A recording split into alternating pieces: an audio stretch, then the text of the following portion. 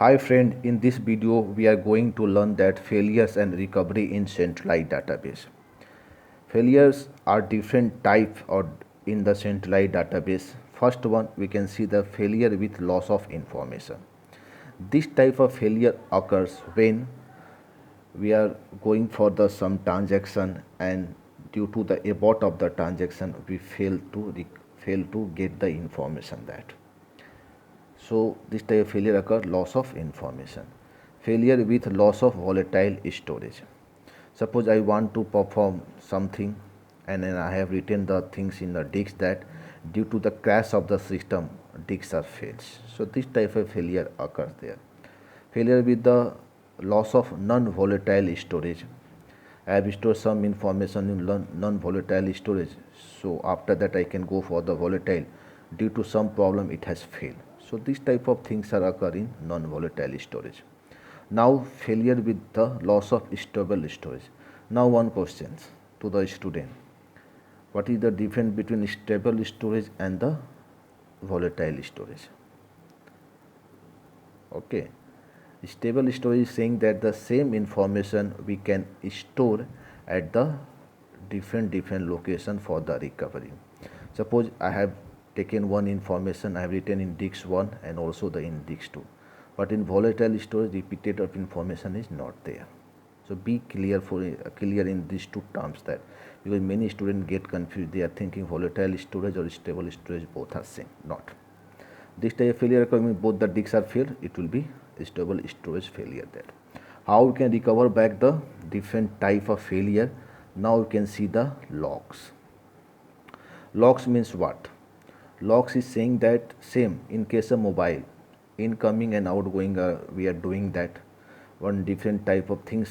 We can say that suppose some document I am storing, some document I am uploading that. So this type of information will be stored. Why they are storing this type of information? Because whenever we forget, when you go for the back stage to know that what who have called me and whom I have called. So this type of information we can get from the log. The log in transaction doing the same thing. We can see the difference. Write down the difference. Keep in your book that whenever in semester asks the question, you can give it. A log contain information for undoing or redoing all actions performed by a transaction. Whatever the action performed by the transaction, that information is stored in log there. What type of record they can store? They can store the identifier of the transaction, means ID of the transaction. Identifier of the records means on which record it is going to perform the operation and performing the operation that. Now you can see that if I say T1, take the value of A, means T1 is the ID of the transaction and A is the identifier, or you can say that the ID of the record there. What type of action performed by transaction? Mainly we know that read write. When database concept is there, I can say insert, delete and modify there. It also have the records of the old value. It also have the records of new value, because these important are very vital. Suppose in my account I have transferred the 500 rupees and initially we have 1000. So old value is the 1000, new value is the 500. I have 100 rupees there, I want 1000 rupees there, I want to transfer the 500. So 1000 will be the old value and 500 is the new value, because 500 rupees deducted there. So this type of information is stored in a log file. Also the auxiliary information. Suppose the information means extra information, we know that. So this will be so that the pointer to the previous task performed by the transaction there. Okay. So this type of information is stored in log. Now we can go for the main vital part in any transaction. Already when I have taken the class in DBMS, I have explained this part. Now we can see that the undo and redo. What is the meaning of these two? Undo means reconstruct prior to its execution. Means transaction have to reconstruct to the its actual state prior to its execution there. And this type of things undo we can perform when the transaction fail before the commitment. So sometime question comes that when we can perform the undo. So I can say that undo we can perform only those transactions which fails before the commitment. Now you can go for the redo. Redo perform again its action. And which type of transaction we can perform redo? Already committed here, uncommitted here, committed, but yet to write data in stable storage. Means here transaction are not committed, we can perform the undo. If the transaction is committed, we can perform the redo there. Okay, now you can see these two line difference because many students get confused. Reconstruct prior to its execution and the perform again its action. Now you can see these two examples. Suppose one transaction read the value, write the data item A, read the data item A, write the data item A, and read the data item, fail. So undo is saying that we have to revert back this one, revert back this one, revert back to this one, and start from this part also. I can perform read of B there, I can perform the read of A and write. Execution of same order is not matter there. If fail occur, I can start the beginning and go for the new order. There is no same sequence I have to follow. But redo is saying perform again its action. Redo is saying that if I perform RA first, WA first, RB the third one, if failure will be occur, same order we have to maintain. Otherwise it is not the redo operation. So keep in mind difference between these two. Reconstruction prior to its execution, I can go for the beginning state, but I can follow other order, no problem. But in redo, we have to follow the same order there. Okay. Now, here, log write ahead protocol. So one concept is that why we are going for this type of protocol there. This protocol is very useful. So when writing in database is not same to writing in the data in log file. Someone thinking that if I write the update in database is sufficient, automatically log file will be right. So between these two, failure may be occur that.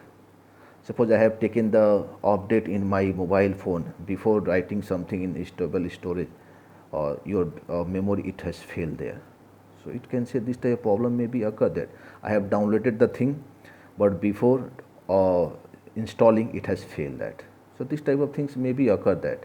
So writing in update in database is not same as the writing the update in log file. Both are different things. Suppose I have done the update in database, when I am going to write the in log file, it has failed.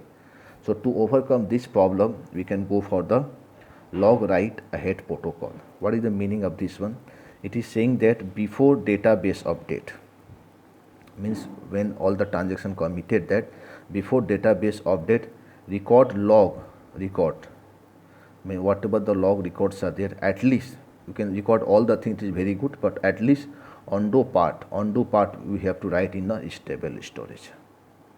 Okay. Before database update, we have to write all log records, or can at least the undo part in the stable storage.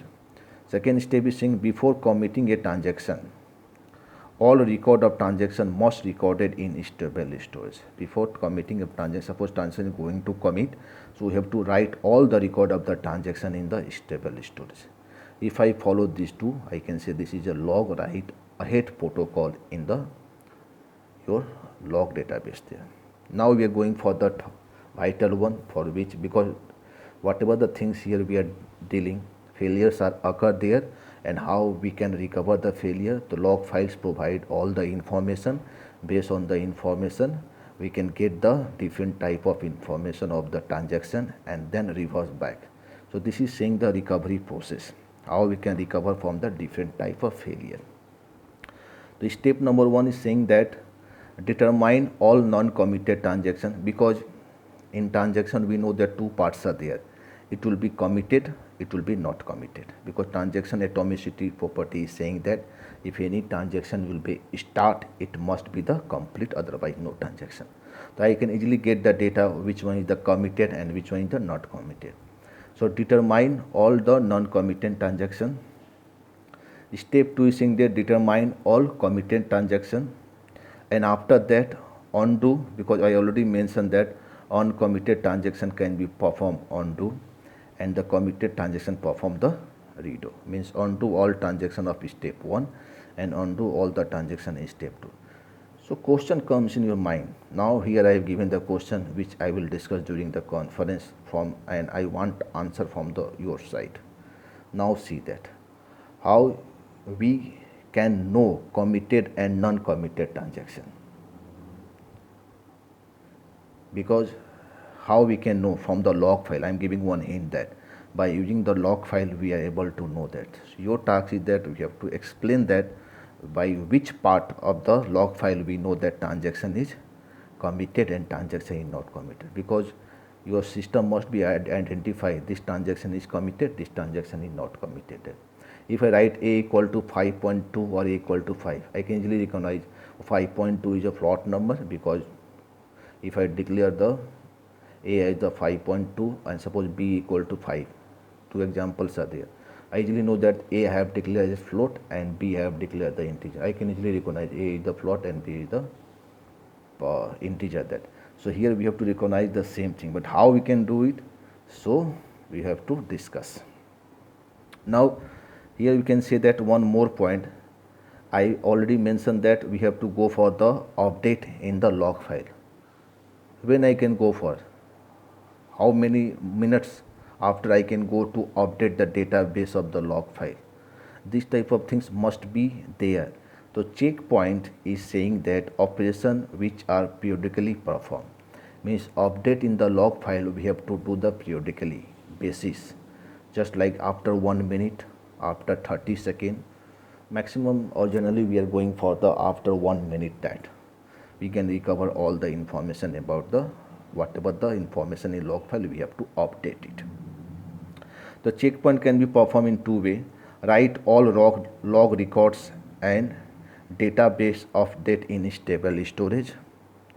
Writing to stable storage a checkpoint records that. Writing all records of database update in stable storage is saying that whatever the update, because checkpoint is saying that just checkpoint is same. Suppose anyone play the game there. So we have seen that in this, generally in this game, if I reach the checkpoint 1, I can get the extra life there. So meaning of this one, when I reach the checkpoint, that whatever the things are there, I have recorded in the stable storage. The same thing is applicable, but it is doing in the periodically, means within 3 minute, 3 minute we have to reach to the checkpoint 1. After 2 minutes, I have to reach to the checkpoint 2. In this way, it has defined that in game. So same thing is applicable. Here we have fixed the 3 minutes. After every 3 minutes, we have to perform these two tasks there. So I think that these are the different type of process and checkpoint concepts are there.